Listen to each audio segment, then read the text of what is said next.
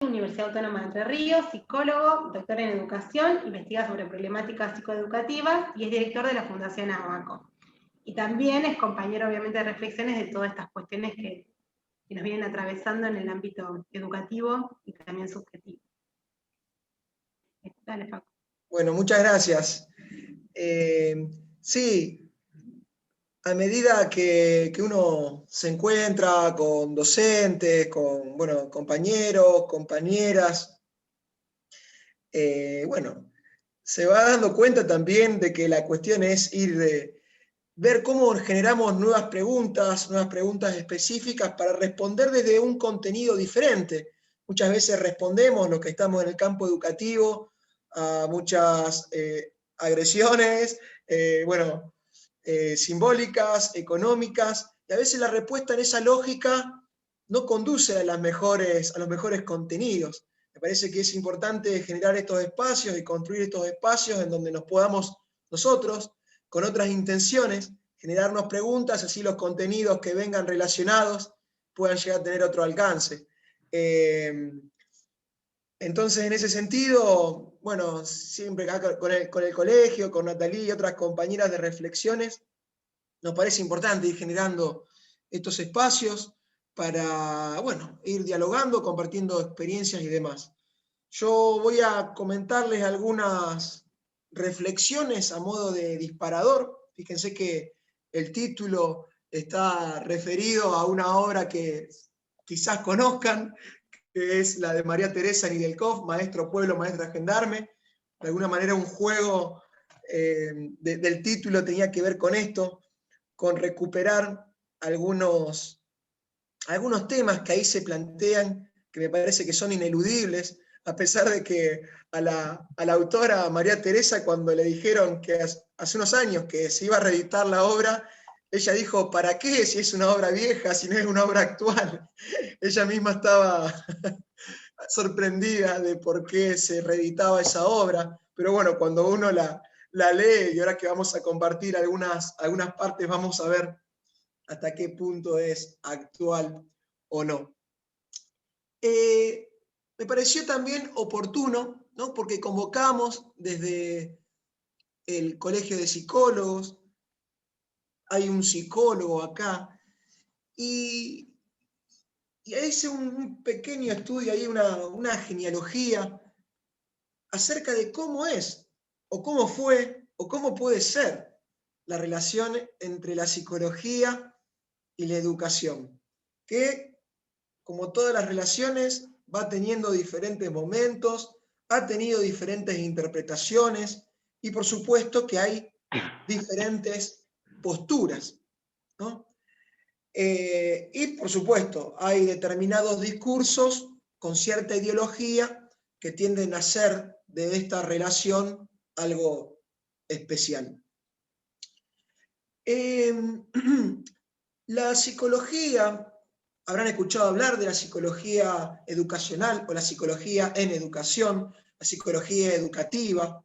Ya nominalmente esto se ha planteado de muchísimas maneras, pero cuando hacemos una reflexión o una búsqueda historiográfica acerca de la misma construcción de la psicología como campo disciplinario, aparece una raíz estrictamente educativa.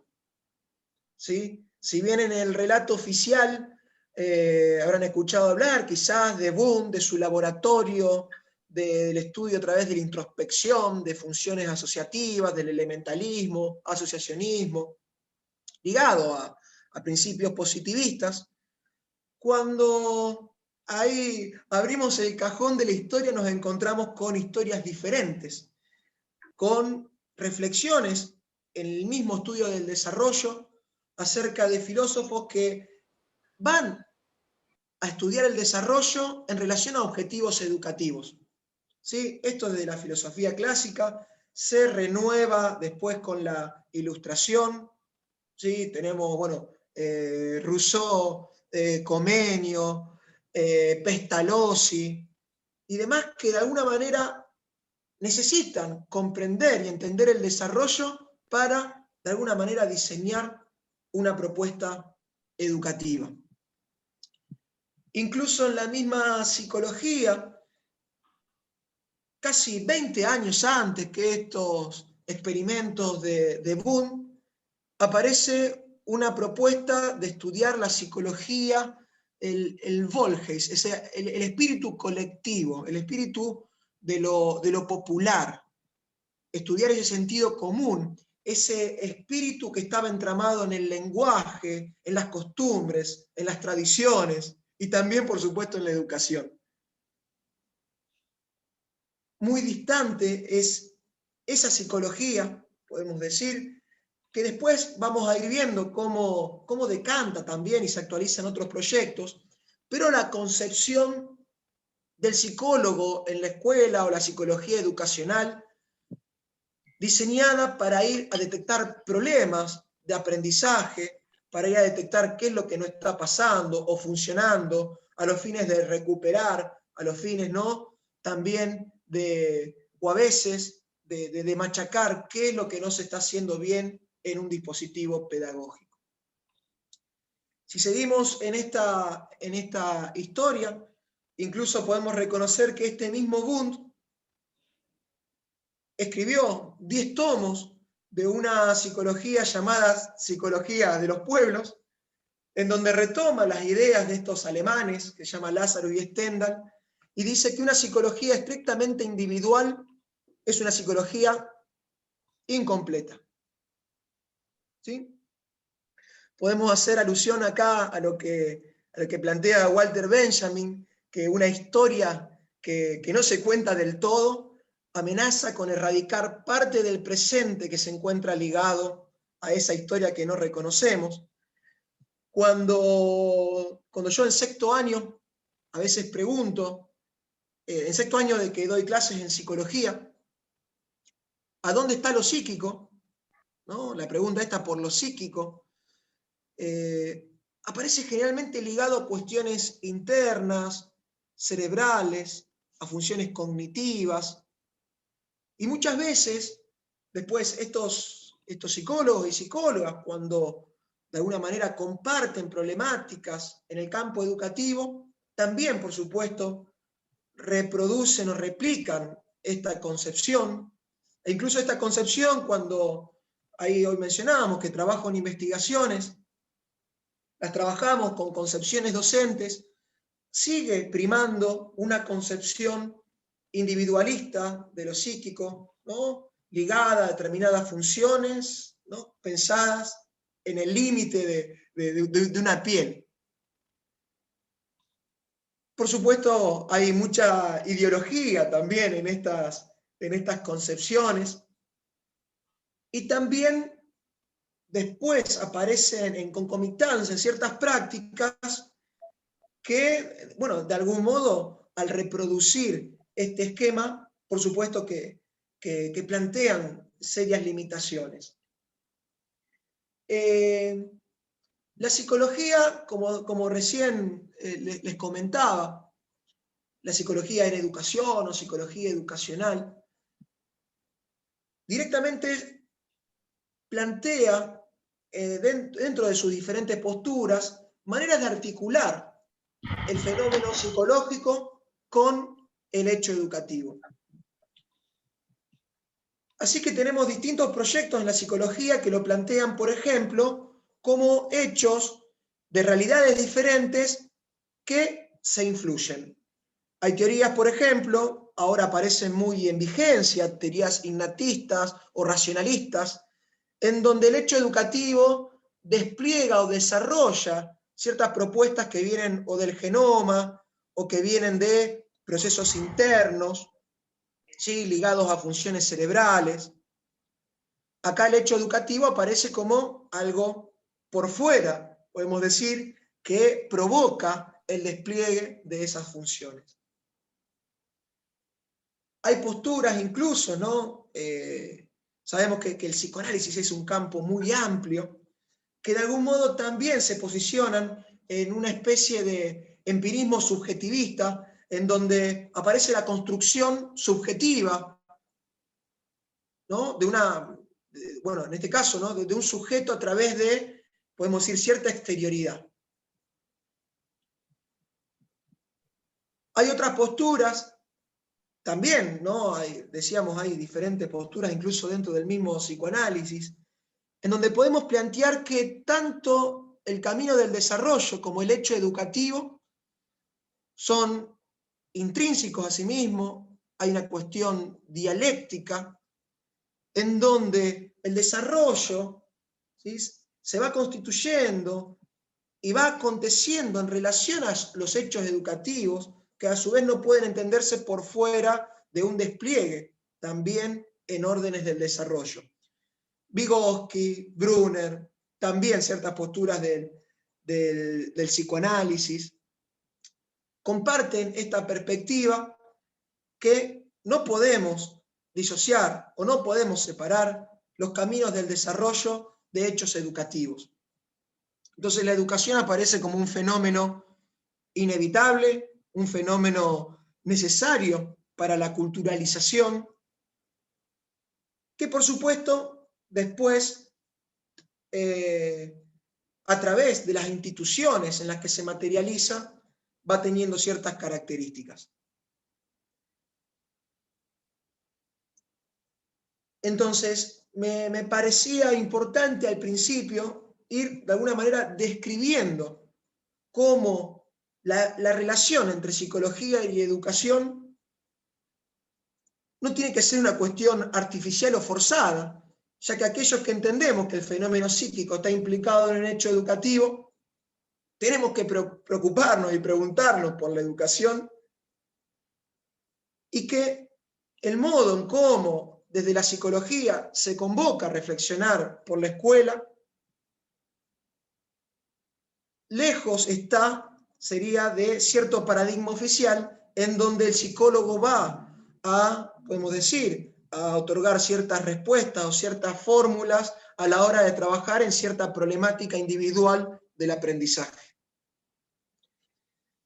Incluso cuando analizamos, también otro hecho histórico, la constitución misma de la psicología como formación en Argentina, que fue acá en la escuela, bueno, lo que era la Universidad del Litoral en ese momento, después UNR, los primeros que estudiaron psicología eran todos, ¿sí?, docentes, que de alguna manera querían enriquecer su formación, y ahí por el 1956 aparece la carrera de psicología acá en Rosario. Pero con esa perspectiva educativa, ¿sí?, con esa perspectiva de alguna manera de acompañar el desarrollo a través de una reflexión del hecho y del fenómeno educativo. Después, bueno, a través de también lo que ha decantado la historia y luchas y batallas ideológicas, es cuando también en la psicología se cobra mucho vigor ciertas posturas, como decíamos recién, individualistas, centradas en ciertos procesos subjetivos, en donde lo social solamente queda circunscrito a cuestiones, bueno, o edípicas, en donde la reflexión, incluso hay un libro sobre la historia del psicoanálisis en la Argentina que se llama Freud en las Pampas, en nombre de la neutralidad analítica, hasta a veces mismos psicoanalistas no eran impermeables a la reflexión en el consultorio de cuestiones políticas, históricas.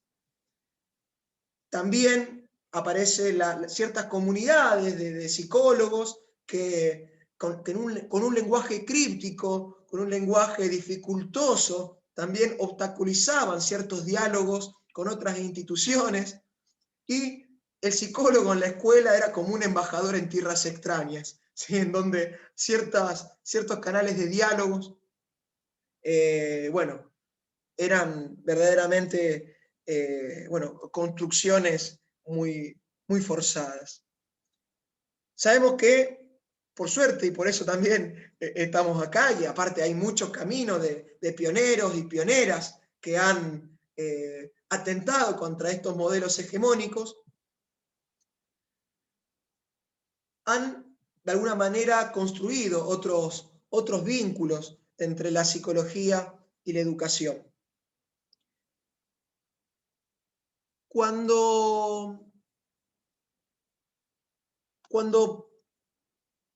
pensamos, ¿no?, en en el fenómeno psicológico, cuando reflexionamos incluso y hacemos hincapié en este sujeto de la pedagogía, por lo general cuando hacemos un estudio por de qué modo la psicología ha llegado a la formación docente,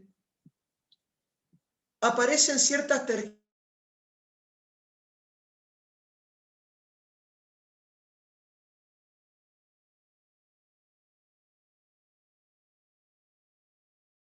porque, por ejemplo, cuando uno trabaja con docentes, aparece el campo de la psicología completamente fragmentado y disociado del contexto geopolítico de las producciones teóricas. Quizás, si hacemos una memoria, decimos, bueno, a ver, de qué manera o cómo han influido o qué aportan los psicólogos o cómo uno entiende el desarrollo, esto trabajándolo con docentes, aparecen ciertas amalgamas que combinan un poquito de Piaget con el tema de los estadios de la inteligencia, con un poquito de Vygotsky, zona de desarrollo próximo, incorporar la cuestión emocional y de los sentimientos o de lo inconsciente, del deseo, del psicoanálisis. Aparece también, bueno, andamiaje, zona de desarrollo próximo, estadios intelectuales, de alguna manera en una amalgama que dificulta incluso algo que acá María Teresa Nidelkoff plantea como ineludible, que es la producción teórica por parte de las docentes. ¿Sí? La importancia de que las docentes produzcan sus teorías.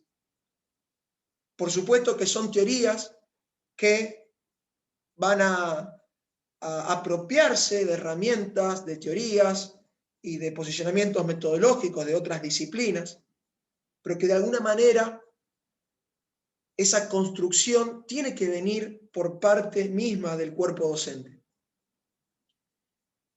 Flaco favor hemos hecho a veces los psicólogos en traducir modelos y teorías del desarrollo en teorías del aprendizaje.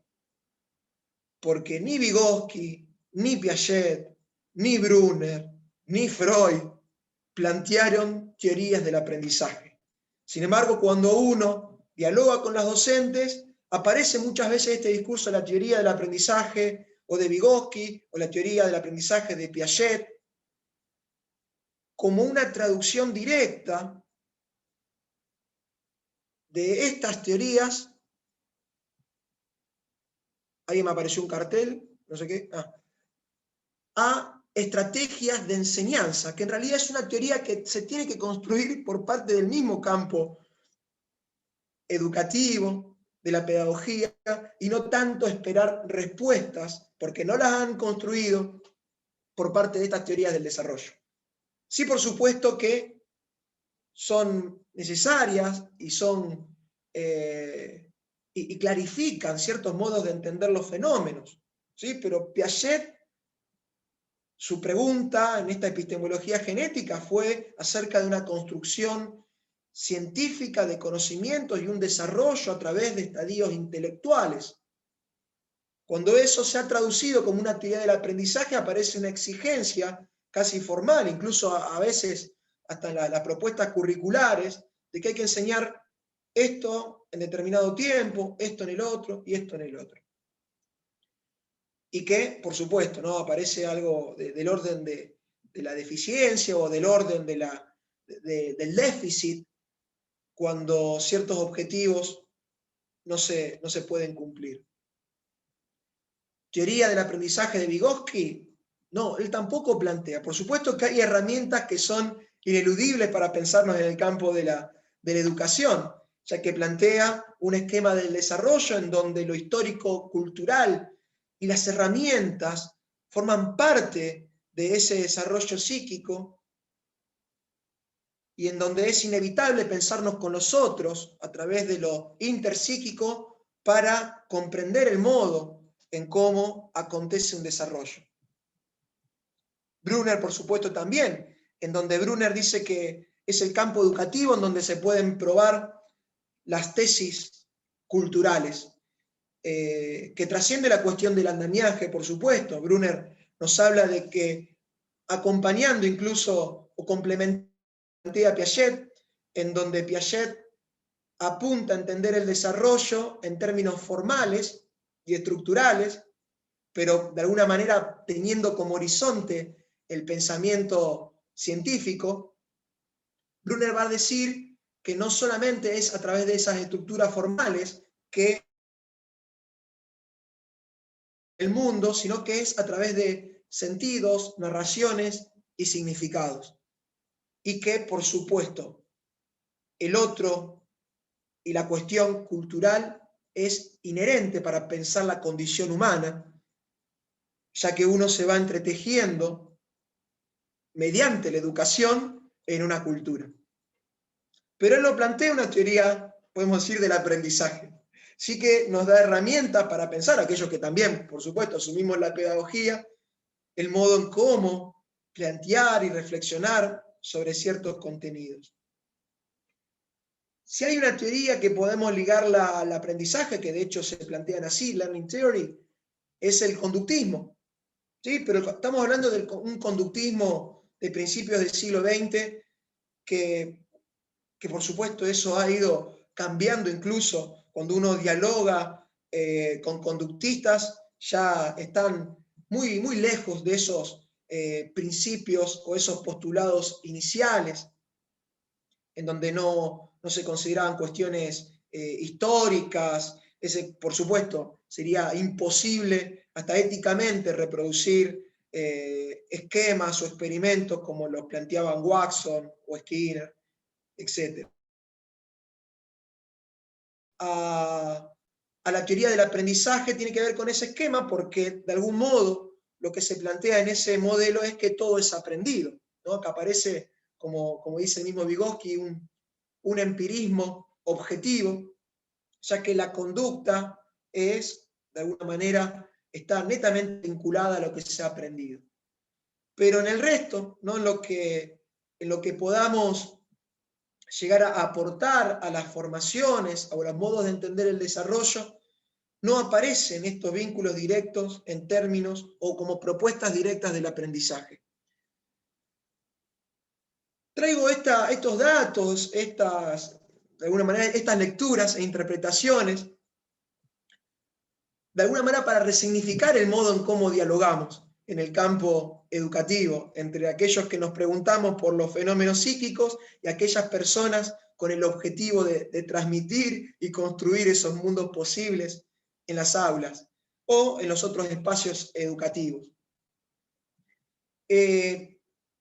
Un comentario más, ya que había mencionado que tampoco el psicoanálisis plantea una teoría del aprendizaje. De hecho, como ustedes sabrán, y que es algo con lo que podemos caracterizar a la educación, se plantea como un imposible, ¿no? La educación como un imposible, ya que hay algo en el orden de lo psíquico, de lo inconsciente, de lo ingobernable, del ello, que de alguna manera nunca va a poder ser educado en términos totales. Esto no significa que no sean grandes aportes, ¿sí? Esto no significa que no podamos, por supuesto, dialogar y trabajar de manera cooperativa, pero de alguna manera, en este proceso que se está dando en la historia de resignificación de la escuela, que no arranca con la pandemia, también es importante este proceso de resignificación del campo de la psicología en la educación para que ese diálogo, de alguna manera, sea más honesto.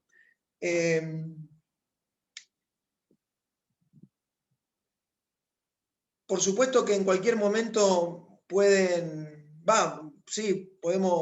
dialogar, pueden preguntar, activar el micrófono, incluso aportar a lo que estamos charlando. Cuando uno, en esta lectura de psicologías, propuestas y teorías, entramos en discusión con las propuestas o con los modelos pedagógicos, y acá tomo los aportes de un compañero con el que investigamos, que se llama Félix Temporetti. Él plantea que hay dos modelos pedagógicos que conviven en la actualidad y que a través, ¿no?, de estos momentos históricos, del desarrollo de nuevas herramientas, de alguna manera esta convivencia también entra cada vez más en crisis.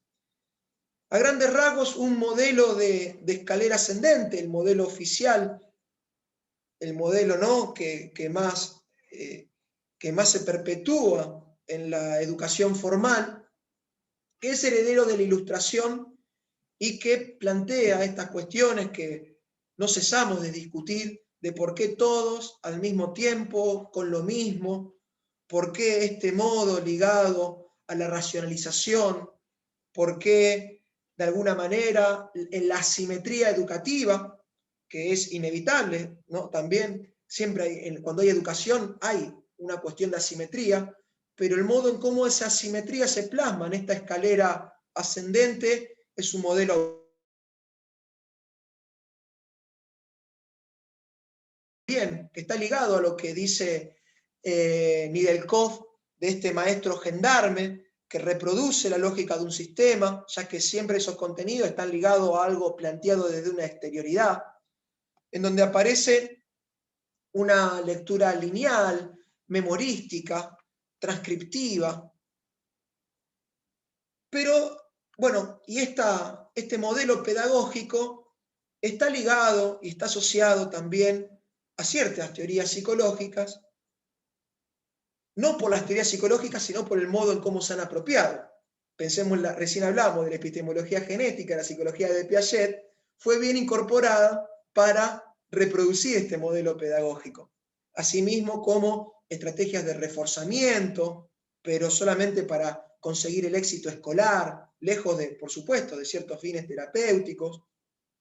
Hoy tenemos, ¿no?, la gran explosión de neurociencias y sobre todo la perspectiva más mecanicista que propone que hay que educar al cerebro, conociendo sus leyes, sus reglas.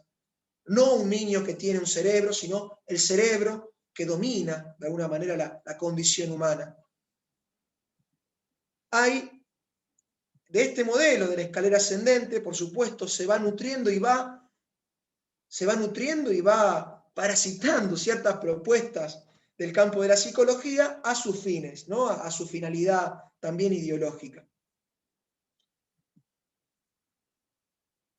Hago justo un comentario ligado a esto, una investigación que hicimos acerca de cómo se estudia en la universidad y cómo se estudia incluso en carreras ligadas a la formación, al trabajo docente. Lo hicimos también en psicopedagogía. Aparece que la estrategia de estudio era una cuestión ligada a una fórmula que encontramos L4R, que es leo, resumo, retengo, leo, releo, resumo, retengo, repito, ¿sí?, para probar. Con una fórmula con un éxito académico, bueno, considerable. Pero ¿cuál es la lectura?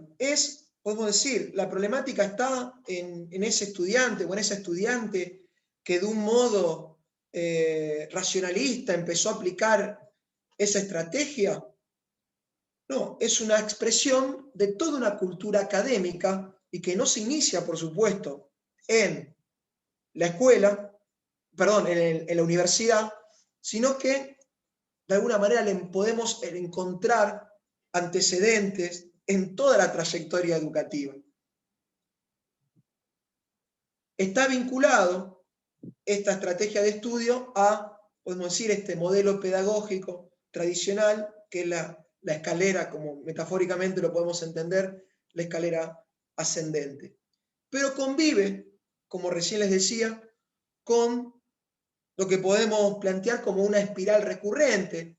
La idea de espiral, bueno, es muy planteada, la plantea Brunner, también hasta cómo entiende el desarrollo Vygotsky, puede entenderse como una cuestión espiralada por la relación con lo histórico-social, en donde, de alguna manera, la propuesta se vincula más con lo hipervincular, no ya, de alguna manera, el docente como este modelo, como Freire denunció, ¿no? De una situación bancaria, sino ligado al docente como guía, como orientador, en donde en una sociedad de la información ya uno no tiene que informar al niño, decirle cosas, sino orientarlo en esos procesos, no ya de incorporación de información, sino de construcción de significados. Acá aparece ya otra propuesta que resultaría no en una estrategia de estudio de leo, releo, resumo, retengo, repito, sino ya en la negociación, en la interpretación, esto de la perspectiva hermenéutica, en la construcción de significados, con, podemos decir, otro rol docente, en donde, por supuesto, no es que desaparece, pero sino que acompaña esos procesos de interpretación, ¿no? Bueno, una pedagogía dialógica. Y esto está vinculado también a otras teorías del campo de la psicología. Recién hablábamos esto, ¿no?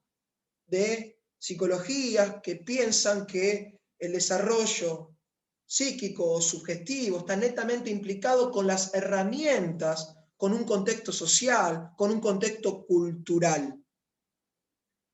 Nedeljkov acá menciona que hay, podemos decir, que el modo en cómo a veces ese maestro gendarme desconoce los contextos sociales, también por una cuestión ideológica, ese es el nutriente del déficit o los problemas escolares.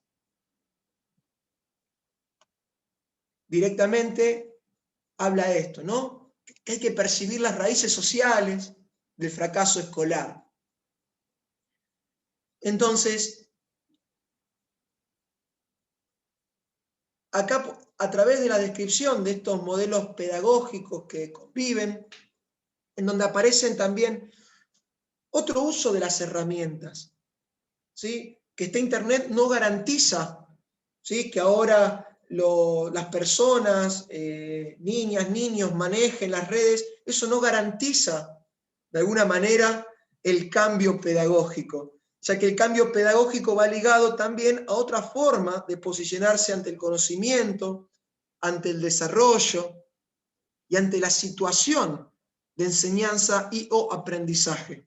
Acá nos corremos de ese modelo que también se plantea continuamente, mecanicista de enseñanza-aprendizaje, ¿no? Se enseña, se aprende, se enseña, se aprende. Acá aparece, de alguna manera, la deconstrucción de eso y saliente un proceso de construcción del conocimiento,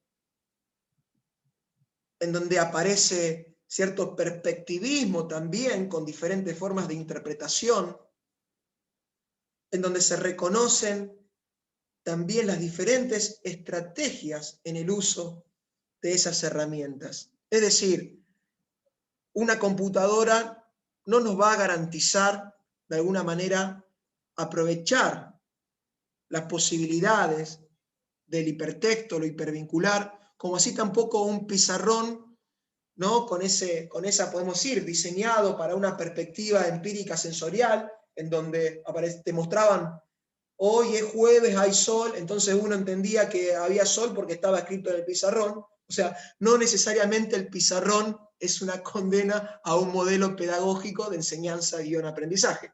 ¿Sí? También es el uso, ¿no? De las herramientas con las que uno se piensa, las que nos darían ciertas posibilidades.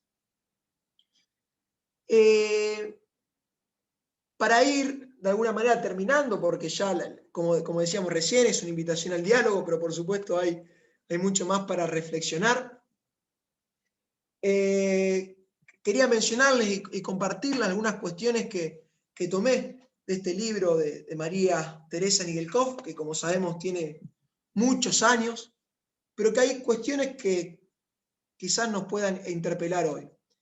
Ella habla de que hay reconocía en ese entonces un momento de rebeldía, y que el rol de la escuela es o un rol de reproducción o un rol de transformación. Ayer charlando con Javier Trimboli, un historiador, él tomaba una referencia histórica que dice que en los momentos de crisis, la tibieza o estar en puntos medios es funcional al status quo, ¿sí? Yo creo que esta cuestión de ciertas crisis, que incluso, fíjense, la psicología creo que está en crisis desde que se gestó, y ahora aparece, entonces se habla mucho de la crisis también en la escuela, más allá de la pandemia. Y acá Nedeljkov nos plantea que o la escuela trata de reproducir o trata de transformar. En este sentido, reconoce que para ciertas personas la escuela lo es todo, ¿sí? Y acá voy a leer textualmente una frase que dice que la escuela que el pueblo recibe es más la escuela que gestan los maestros con sus modos de ser, de hablar y de trabajar, que la escuela que crean las circulares ministeriales y los textos escolares. Pero para pensar, ¿sí? Porque esto no deja de ser también todo un desafío a las subjetividades docentes para intentar plasmar algo que trascienda o transgreda, ¿sí?, las propuestas curriculares, ciertas propuestas del orden, ¿no?, de lo ministerial y de lo que tienen que hacer de alguna manera en su rol como docente. Ella rápidamente, bueno, después, ¿no?, plantea estos dos modelos de docentes, habla de maestros gendarmes, que son aquellos que vigilan las fronteras de clases, ¿sí?, plantea esa metáfora.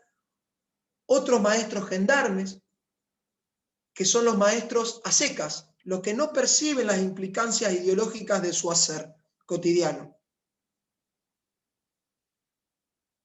Antes de ayer, me han llegado algunos chats de algunas madres, en donde los grupos de madres aparecía ciertos personajes, padres, madres, todo, que criticaban el hecho de que, de alguna manera, en el día del 24 de marzo, los estudiantes y las estudiantes tenían que leer ciertos materiales vinculados a la denuncia, ¿no?, de las atrocidades de la dictadura. Que había que contar, ¿sí?, las dos partes de la historia, que había que entenderlo como una guerra. O sea, ¿cuál es ahí, no, la implicancia de los maestros y de las maestras ante también ciertos discursos y ciertas afrentas ideológicas con las que tienen que convivir en lo cotidiano?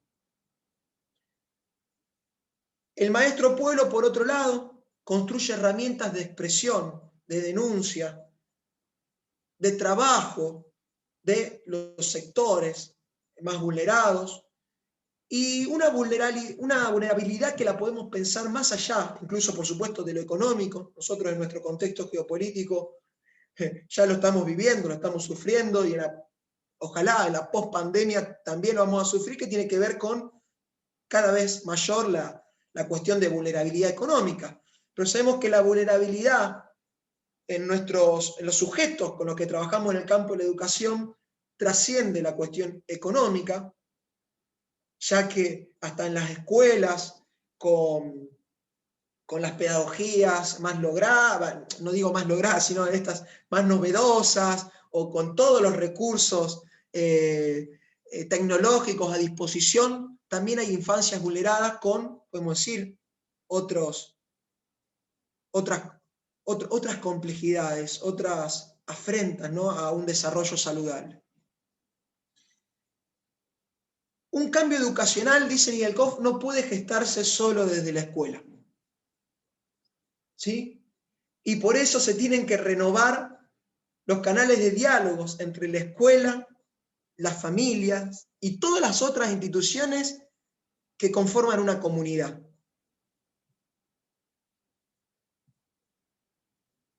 Visualizar también que en la cultura popular muchas veces el consumo de ciertos productos son productos elaborados y pensados por la clase dominante. Esto también es una invitación que ella hace continuamente a tomar una conciencia ideológica de lo que implica cualquier rol educativo. Y otra cosa que me gustaría compartir, porque creo que es muy actual, ella habla de que la maestra y la madre tienen roles distintos, que el trabajo en el hogar, dice, acentúa la diferencia de oportunidades. Habrán escuchado que era la propuesta del homeschooling, de estas propuestas que surgieron a partir de la pandemia, de educaciones individualizadas, ciertos también discursos que tendían a que, esta educación tiene que desplegarse a través de ciertos programas de enseñanza y aprendizaje. Lo que hacen es reproducir un discurso que tiende a posicionar sobre las individualidades, tanto de uno como de otro, todas las responsabilidades que en realidad podría asumir un Estado a través de sus políticas, y a través del trabajo mancomunado entre todos los actores y actrices que están en el campo educativo. Una de las propuestas que ahí con la que finaliza es esto de renovar, ¿no? los pactos, de renovar estas formas en cómo estamos entendiendo la educación, por supuesto, desde una perspectiva que asuma el modo en cómo el entramado de símbolos y valores de una cultura puede entenderse. Se habló mucho, ¿no? de esto, ¿no? de que abran, y se habla de que abran las escuelas, ¿no? Nos acercamos incluso a un tiempo epidemiológico en donde se van a reactualizar esas intencionalidades. Y dialogando con muchas docentes aparece esto, ¿no? ¿Por qué abrir lo que nunca se cerró? ¿O qué es lo que en realidad quieren abrir desde determinados discursos? Pero bueno, ahí ya estaría entrando en ciertos temas en los que opinaría más, por supuesto. Creo que un psicólogo también tiene que reflexionar sobre cuestiones históricas, políticas, hasta ideológicas, pero me gustaría más plantearlo incluso como un tema de discusión y de diálogo con ustedes, para de alguna manera también, por supuesto, construir nuevos sentidos y nuevas interpretaciones acerca de este momento actual, que es complejo y que va a ir también renovando los desafíos. Así que bueno, ahí quería compartir estas cuestiones para ahí escuchar, dialogar, discutir, lo que sea necesario. Muchas gracias. Bueno, habilitamos si alguien quiere hacer una pregunta, algo. Igual voy a quedarme en la última parte que dijo Facu, que era un poco lo que me movilizó también para comunicarme con él y poder hacer este encuentro. Yo lo hablo más como una etapa de enamoramiento, un enamoramiento falso que hay en relación justamente a lo que Facu decía entre el diálogo entre la escuela y la familia. Creo que antes de la pandemia la escuela estaba vista de una manera y después de la pandemia sigue siendo de la misma manera, pero enamorada desde otro lugar, en donde hay una demanda en relación al niño, que no es del niño, sino que son justamente los adultos, y era algo que marcaba Facu, esto de el discurso de el niño perdió un año sin tener una escuela. Aquí hablamos con escuelas justamente, porque los niños, la mayoría de los niños, obviamente hay ciertas individualidades, pero la escuela siguió funcionando, ¿no? La escuela no es una institución, sino que tiene que ver justamente con un discurso educativo y cómo los docentes, la mayoría de los docentes, siempre intentamos hablar de ese lugar, armó estas teorías, como decía al principio Facu, ¿no? En relación a cómo o de qué manera se puede transmitir o dar el aprendizaje más allá de un lugar físico, que es la institución educativa. Así que bueno, es un poco lo que me movilizaba, por eso también hablé con mis colegas, y que estaría bueno que si alguno quiere hablar, bueno, ahí vi que Claudia levantó la mano, así que Claudia, te escuchamos.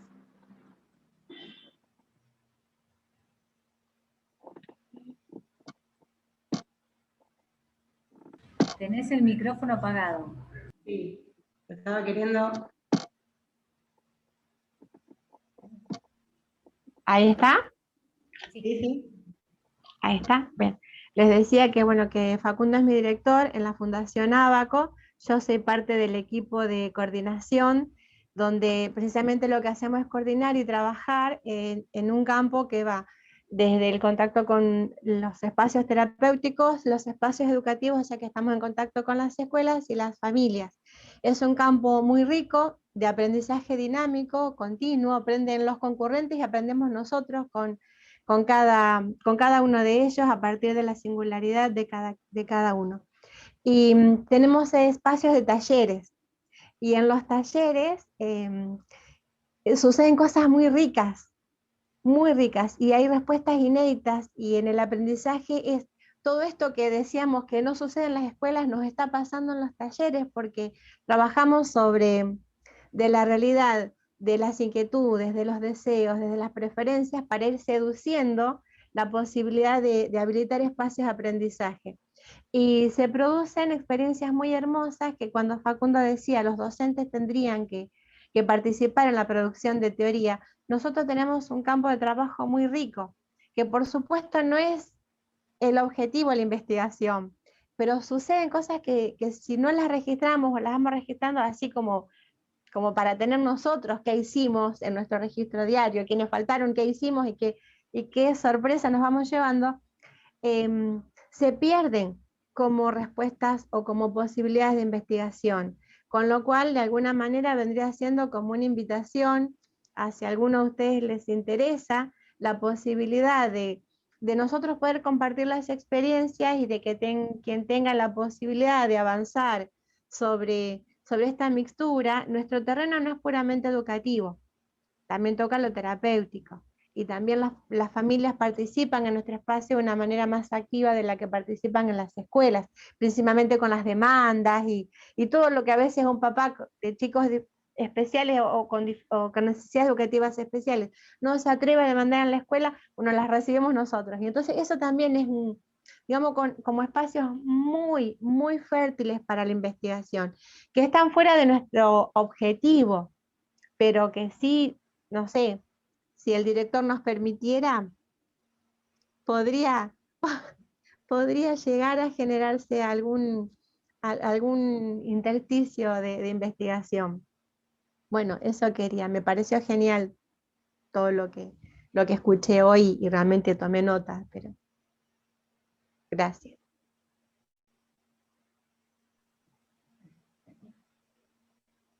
Sí, me parece que es importante al menos sistematizar ciertas cuestiones que observamos y trabajamos con, ¿no? A veces también la idea de lo que es investigar no deja de tener una perspectiva hegemónica positivista, en donde uno investiga sobre tal persona, ¿no?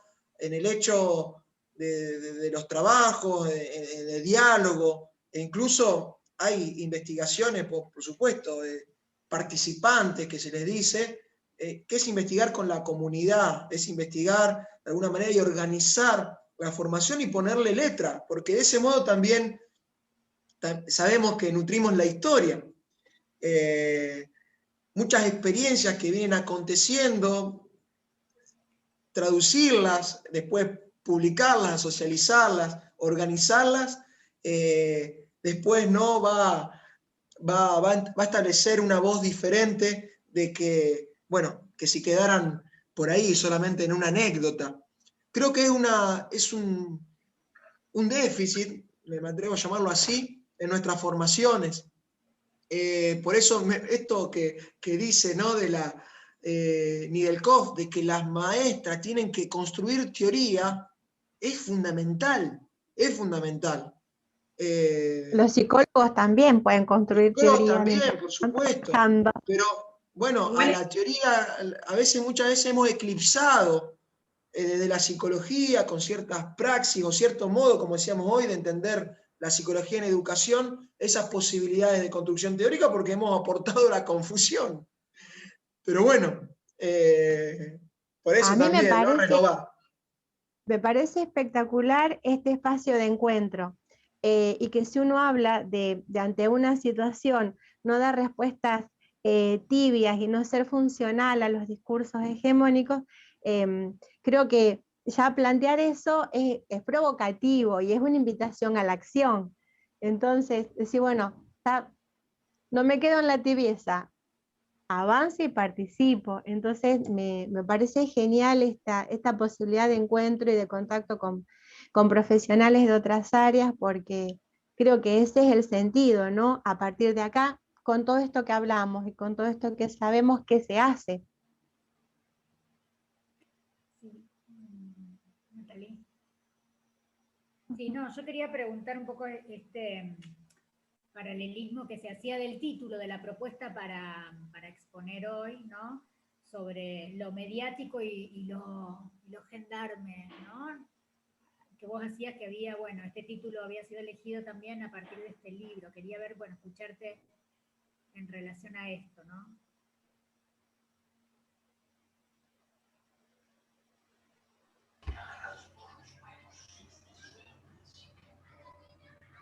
Lo tenía silenciado. Hay un intento, ¿no? Hay una intencionalidad comunicativa actual, de alguna manera, de construir determinado modelo de escuela. Hay una representación social, se estudia a través de, podemos decir, de construir o trabajar el sentido común que aparece a través de los medios de comunicación, a través de discursos de diferentes actores que forman parte del campo educativo, a veces directa o indirectamente. En esta propuesta de construcción de una representación social aparece, para empezar, una idea de la escuela en términos generales, ¿no?, como si fuese la misma escuela la que está en el Pocho Le Prat, o sea, la del Santa Lucía, que la escuela que está acá en Oroño y Jujuy. Aparece entonces volver a la escuela, ha pasado la escuela, y aparece esa escuela en términos universales, cuando en realidad no hace falta ser un antropólogo educativo para ver que hay una disparidad enorme y una gran desigualdad, y que si abrimos la escuela de un momento a otro va a ser reproducir desigualdades, ya que hay una población mínima que va a poder acceder a trabajar de determinada manera y hay otra población que no, porque no están las condiciones a veces edilicias, condiciones, ¿no?, del salario docente, y que la escuela a la que ciertos discursos apuntaron para que abra no es esa escuela del Pocho Le Prat, es esa escuela que de alguna manera formaba parte de un entramado financiero, ya que de alguna manera, si no se le cerraba, o sea, los discursos que más han apuntado a abrir la escuela son los discursos que en otra época muy poco les ha importado la cuestión educativa, ¿sí? Saliendo a lo mejor a hablar de derecha, izquierda, son discursos, cuando uno ve, netamente liberales, de un corrimiento de la figura del Estado, y que ahora, bueno, hay un interés, pero no por la escuela, sino por esa escuela que va a garantizar la reproducción, podemos decir, de cierto modelo económico. Entonces, por supuesto, aparece una necesidad de esas empresas y también una necesidad de esas familias para, de alguna manera, garantizar cierta dinámica, incluso familiar, en torno a lo que necesitan ellos como hábitos de clase. Entonces ahí aparece también la propuesta de una escuela, pero es una escuela mediática, muy distante, a lo mejor a la escuela que podemos observar en lo cotidiano, con las necesidades que tiene, con las dificultades y con los desafíos.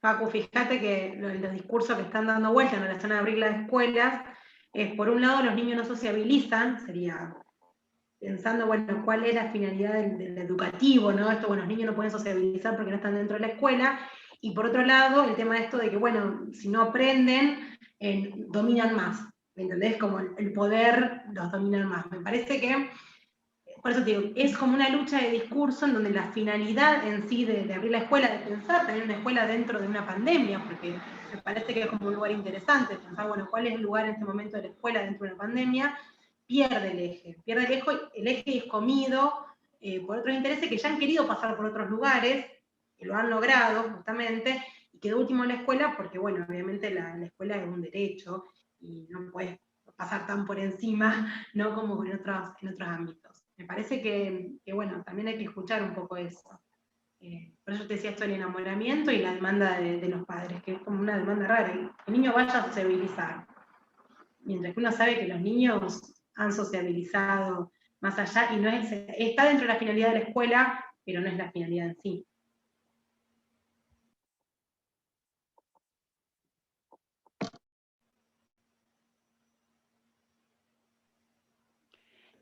Bueno, Facundo, bueno, me interesa mucho lo que acabas de decir, y pensé en relación a la última parte, ¿no? En donde esto de maestro gendarme, por estos últimos acontecimientos que le pasó a esta docente de un jardín, me pareció que hubo como una especie de corrimiento, en vez de...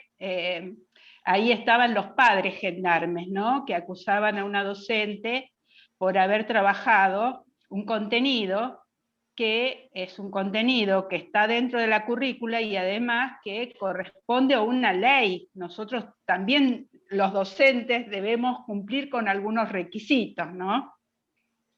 Y por el otro lado,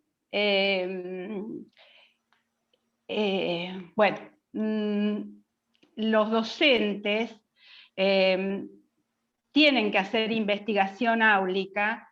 Lo que pasa es que a veces está como mal barajado, es mi opinión, ¿no? Pero no se puede obligar al docente que haga una investigación, porque cuando es una obligación termina cayendo en una formalidad para cumplir. Cuando yo trabajaba, insisto, hace 5 años que no trabajo más en el Instituto de Profesorado, los docentes teníamos que hacer investigación áulica como una especie de cumplimiento de formalidad, y no todos los docentes podíamos disponer de tiempo para trabajar fuera de a veces lo que nos tocaba armar las clases, con todo lo que es el trabajo, sí, docente en sí, ¿no? Bueno, ahí hay algo que quería contar, porque digo, la ANSAFE, como la CETERA, tenemos institutos de formación docente en donde se propicia justamente que los docentes investiguen.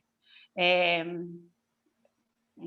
lo mejor no hay, no está así tan metido dentro del docente, porque también es relativamente reciente esto de que el docente se tiene que animar a investigar, ¿sí? O a plasmar ese trabajo que hace tan rico, tan interesante, qué es lo que pasó con cómo abordó tal temática, que algunos docentes son geniales cómo hacen ese trabajo.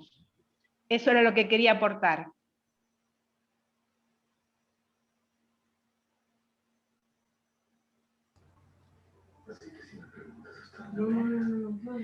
Quería hablar, ¿puede ser? Bueno, yo de la misma línea de María Mirta, la verdad que con Me pareció así como sumamente oportuna esta charla. Sinceramente lamento que no haya más docentes escuchándola, porque me parece también que esto que salió de esta compañera acusada de adoctrinar tiene que ver con la concepción que tiene esta gente del aprendizaje. Digamos, si supieran que el aprendizaje tiene que ver con lo cultural, con lo social, con lo histórico, la verdad que muy poco podemos hacer los docentes para adoctrinar. Todo lo contrario, sería imposible, digamos, es imposible.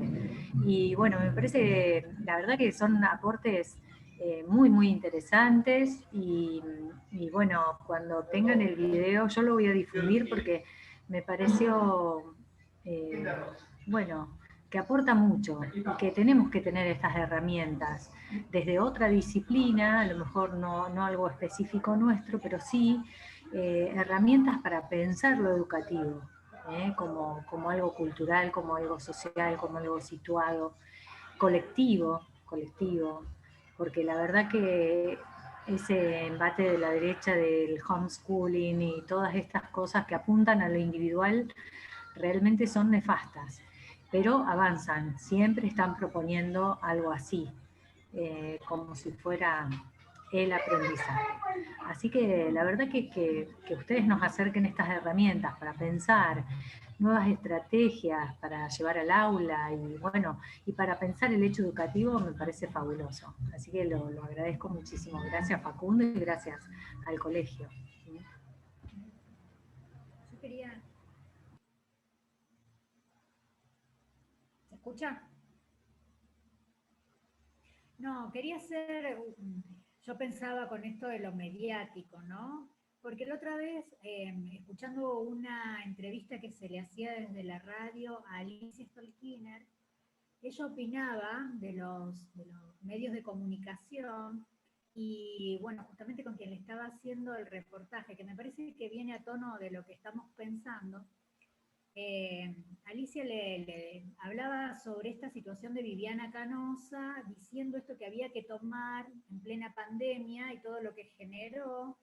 Y entonces Alicia Stolkiner decía que los medios tienen que replantearse de cómo pensar esta cuestión de que todo lo que se comunica tiene que pasar por un comité de ética y ciencia, como para poder pensar desde dónde está tomado, porque ella hablaba de que los medios de comunicación tuvieron su gran movilización o lucha con respecto a la libertad de expresión, pero que eso era como un derecho que se peleaba con el Estado, pero que hoy en día lo que hay que pelear son los derechos respecto al mercado, ¿no? Que hay que pensar desde ahí, digamos, los medios de comunicación, cómo habilitar sus derechos, su forma de comunicar en relación al mercado. Me pareció que era muy atinente, porque es en realidad lo que también estás diciendo, ¿no? Esta cuestión de transmitir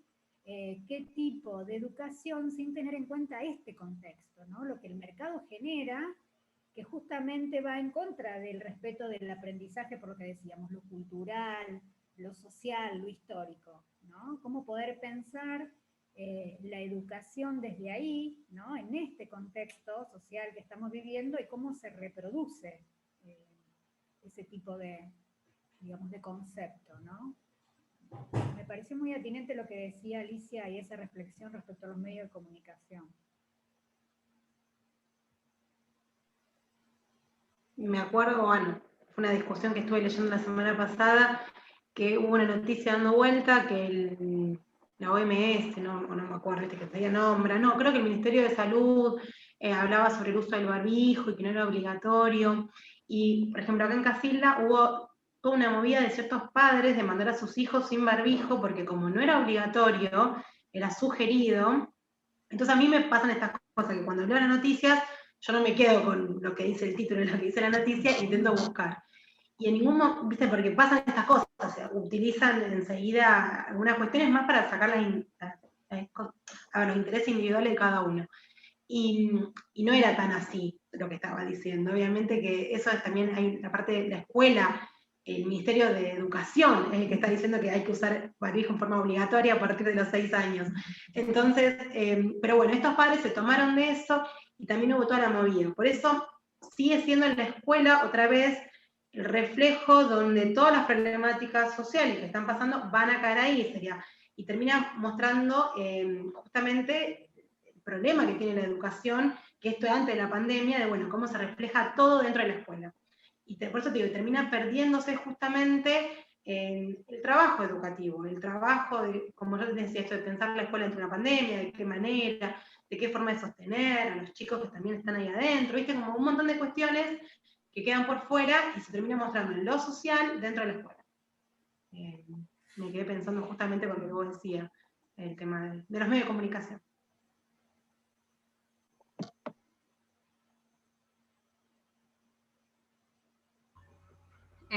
Yo algo que quería y que siempre me está dando vuelta a partir de tener pacientes que son docentes y conocidos docentes y demás, hay algo que siempre me da vuelta y es lo que no entiendo, ¿no?, del sistema y que me abre la pregunta, es al docente como trabajador. La sobrecarga que tiene con montones de cuestiones muy burocráticas a veces, y esta cosa es más, hasta un mecanismo antiguo que ya no se usa a la hora de medir el trabajo digamos, del trabajador. Soy recurrente ahí, pero digamos que es la cosa de la hora reloj. Esta cosa de lo presencial, el cuerpo tomado, digamos, por la institución, y esta cosa de las, no sé, bueno, por ahí hay cosas que no entiendo del funcionamiento institucional de la educación, pero entiendo que llenar planillas, completar una cosa, la otra, tener que dar clases, dar cuenta de lo que se hizo con tal alumno, es como que todo el tiempo se está dudando del trabajo digamos, del docente. Eso es algo que siempre me queda dando vuelta y que es tomado a su vez socialmente, discursivamente, y se reproduce muchas veces en los chats, muchas veces se va reproduciendo en otros ambientes, digamos, pero creo que tiene que ver con un lugar que ocupa el docente como trabajador, como si fuera trabajador de la sociedad, digamos, como que el empleador sería la sociedad completa, digamos, que puede acusar de lo que hace o deja de hacer un docente, que para mi gusto podrían hacer muchas menos cosas y dejar esas cabezas pensar y fluir y ser más creativo en otras cuestiones y no llenar tantos papeles, pues no lo entiendo que vaya por ese lado, pero es algo que siempre me da vuelta esta cosa de tomar el cuerpo y casi hasta el tiempo del docente como trabajador como una especie de uso, digamos, de los empleadores, que serían, bueno, el Estado, los padres, digamos, todos enseguida se ponen en el lugar de ser empleador de estos docentes, pero hay algo como que hasta antiguo de pensar. Yo me quedo pensando, yo digo, no se ayornan, digamos, de poderlo pensar, que el docente, cuanto más lo dejas, que puede ser más creativo en su trabajo. Es algo que siempre me da vuelta con el tema de cuando escucho, ¿no?, el cansancio institucional que tienen, el malestar. Si me permiten, quisiera participar justamente de esto.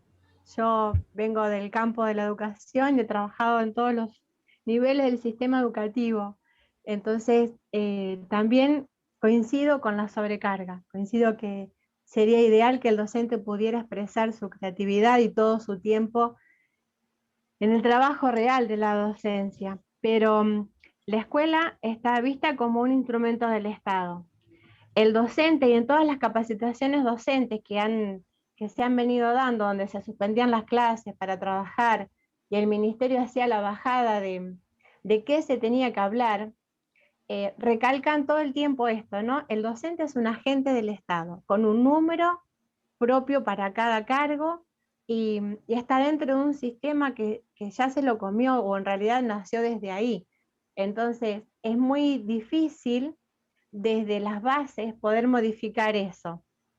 No es imposible, generalmente no es lo que ocupa el protagonismo en la tarea docente, pero sí es de acuerdo con la sobrecarga, ¿no? La escuela responde a determinadas lógicas, y una de esas lógicas que es la demanda de la sociedad, lo que quieren los padres y la sociedad, que se les dé a sus hijos, como la capacidad operativa para después poder seguir estudiando, trabajando, y esta cuestión propedéutica de ir pasando por los niveles, también responde a una lógica administrativa. y cada vez, cuanto más se va rompiendo el entramado social, cada vez más funciones se le agregan a los docentes. Por ejemplo, el docente de los primeros años de escolaridad tiene que velar por las vacunas de los chicos, por el certificado bucodental, tiene que pedir los estudios oftalmológicos y todas esas cuestiones que antes las hacían las familias, ahora las tiene que hacer la escuela. Entonces se le va sobrecargando de tareas, principalmente en función, ¿no?, de estas distintas lógicas a las que el docente responde. Bueno, no sé si respondí en algo la pregunta, pero sí coincido con la sobrecarga.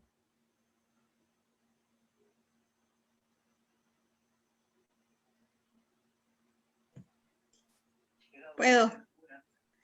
Hola, soy Graciela Quiroga, soy de FIRMAT, soy docente integrador de Escuela Especial. Y ¿me escuchan? Porque no sé manejar mucho las tecnologías y mis auxiliares técnicos no están.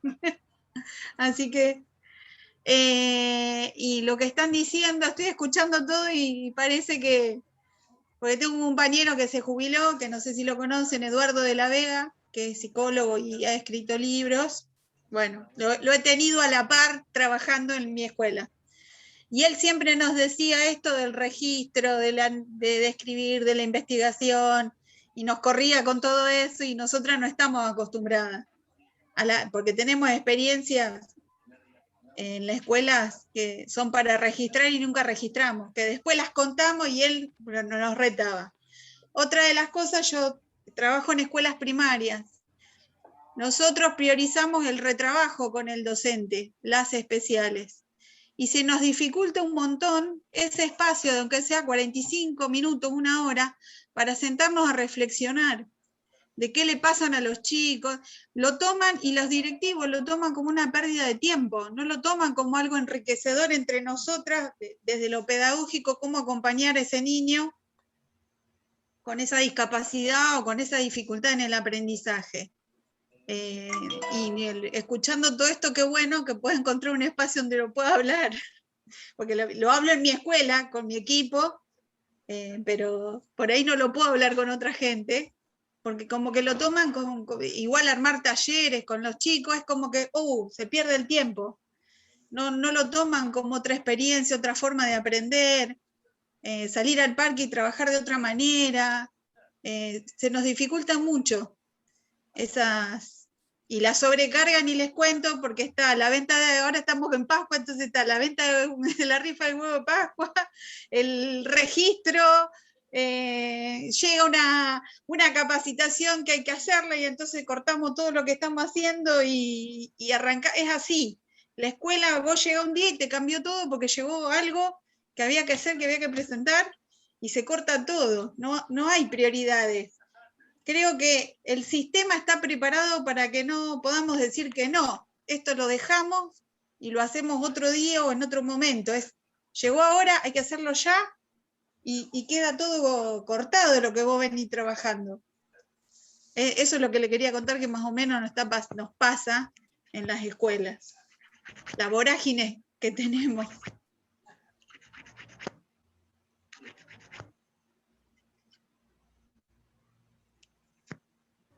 Me quedaba pensando en lo importante que es para cualquier trabajador poder intervenir en los objetos que produce, entre comillas, ¿no?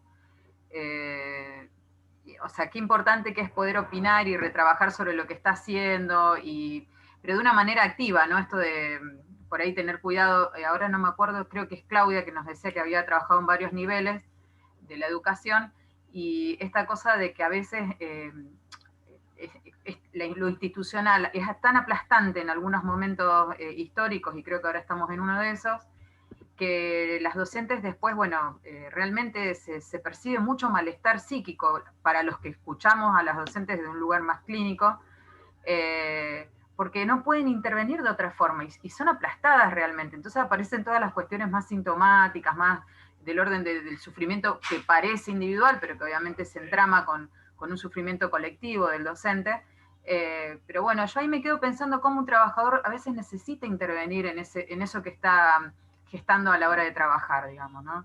Me quedo pensando cuando te escuchaba Graciela, digamos, bueno, viene una orden, se deja, ahora hay que vender los numeritos del huevo de Pascua, y arranca toda esta cuestión, y me quedo pensando también la importancia que se incorporaran cargos para determinadas cosas, y que al docente se lo deje seguir enseñando, digamos, y otros se ocupe de juntar los bucodentales, que no está nada mal, pero bueno, que sean labores administrativas, ¿no? Y ahí otra vez el docente como un lugar de trabajador del Estado a pleno, digamos. O sea, estudió para docente, pero termina haciendo otras actividades. Bueno, nosotros, quiero decir esto, que nosotros desde CETERA SAFE, como dijo María Mirta, tenemos espacios de formación y también de investigación, y justamente apelamos a que nos formemos como sujetos, docentes e investigadores, no como funcionales o funcionarios de...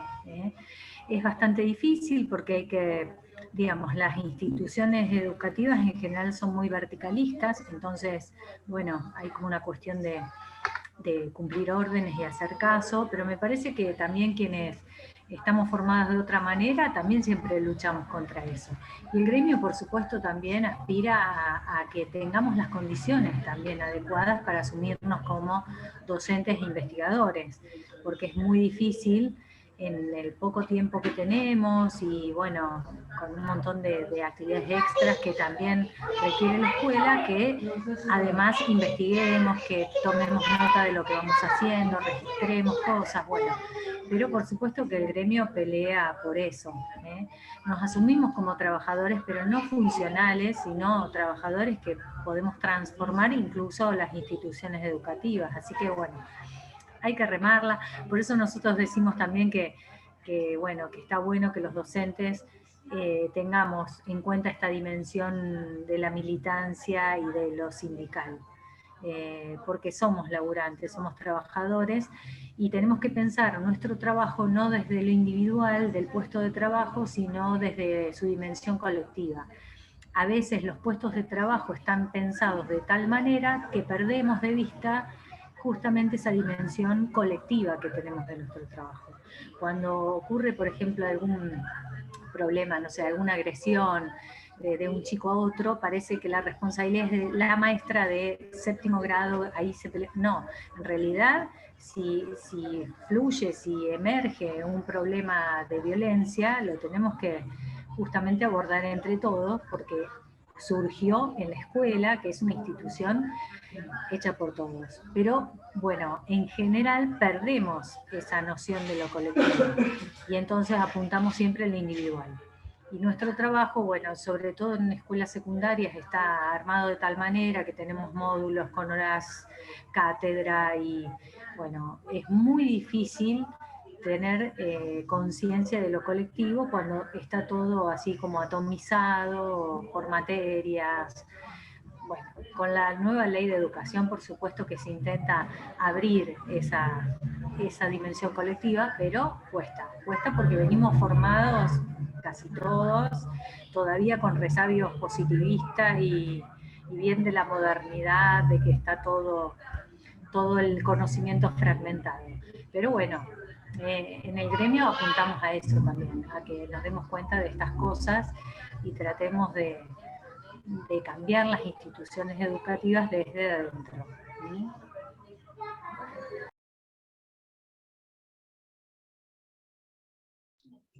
Esto que decís vos, Mari, que gracias por la invitación, de paso.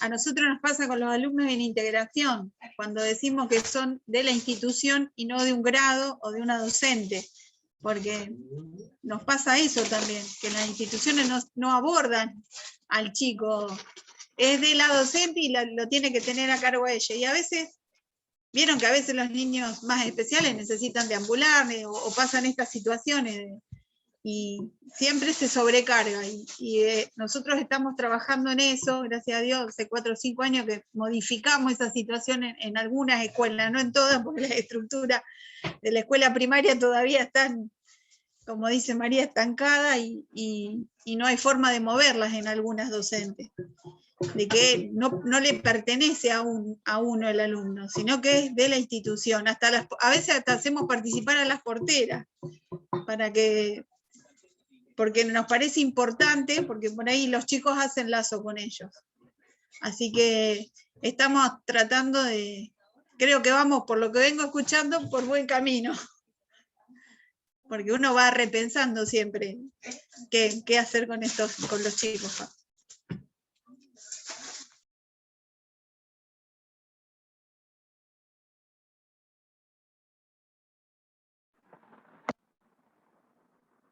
Bueno, no sé si alguien más quiere decir algo.